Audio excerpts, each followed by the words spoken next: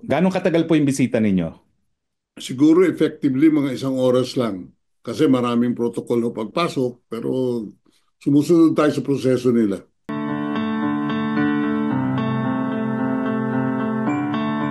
Ito po ang latest update natin sa The Hague, no? Lilinawin ko lang po yung mga lumalabas na report, hindi po magiging abogado ng presidente si VP Sara dahil sa saligang batas natin ay merong pagbabawat sa pag-practice ng propesyon. So ang kanyang karapatan po bumisita ay birang anak, no? So ulitin ko po, hindi siya papasok bilang isang abogado.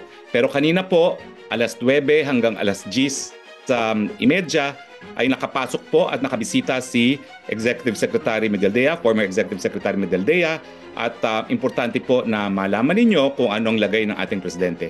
So ES, kamusta po ang naging ang ating presidente? Magandang hapon po sa inyong lahat. Okay naman siya. He's in very high spirits.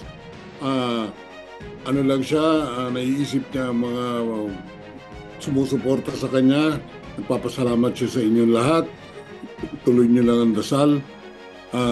Isa sa medyo namimiss niya yung kanyang usual na kinakain, yung tuyo, yung munggo, at higit sa lahat, yung piniritong saging.